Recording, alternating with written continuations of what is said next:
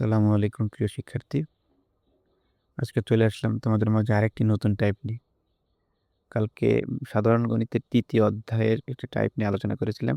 আজকে ওই এক সেম অধ্যায়ের নতুন আরেকটি টাইপ নিয়ে আলোচনা করব। তো চলো শুরু করি। দেখো প্রশ্ন আছে, স্ক্রিনে প্রশ্ন দেখতে পাচ্ছ।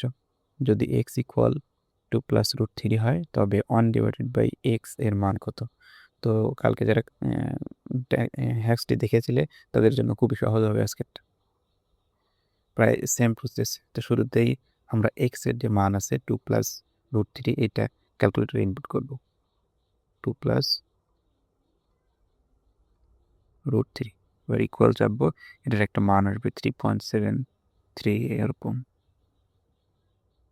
এবার এই মানটি একটা ভেরিয়েবলের মধ্যে দিয়ে দেব।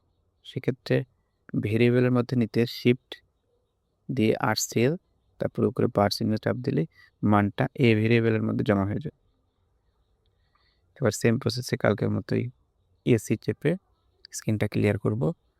তারপর এখানে পুরো রাশিটি তুলতে হবে 1/x, যেহেতু আমরা x এর পরিবর্তে ভেরিয়েবলটা a ধরেছিলাম, সেহেতু আমাদের 1/a দিলেই মানটা চলে আসবে। সেক্ষেত্রে 1 ভাগ, একইভাবে যদি আমরা a চাপি, a চাপতে স্ক্রিনে a তুলতে আলফা এবং এই বার চাপলেই স্ক্রিনে চলে আসবে। ইকুয়াল দিলেই মান চলে আসবে, অর্থাৎ 0.2679 এরকম একটা মান চলে আসবে এবং এটাই অ্যান্সার।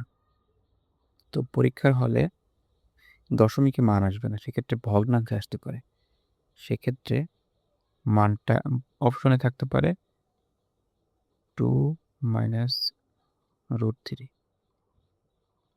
সেক্ষেত্রে একই মান আসবে 0.267949 এই মানটা, অর্থাৎ এটাই অ্যান্সার। তো এই বড় একটা অঙ্ক করতে হলে কয়েক মিনিট সময় লেগে যেত, ক্যালকুলেটর ব্যবহার করে কয়েক সেকেন্ডেই এটা করে ফেলতে পারবেন। তো এরকম আরও ভিডিও পেতে আমাদের ইউটিউব চ্যানেলটি সাবস্ক্রাইব করো এবং ফেসবুক চ্যানেলটি ফলো দিয়ে রাখতে পারো। আসসালামু আলাইকুম।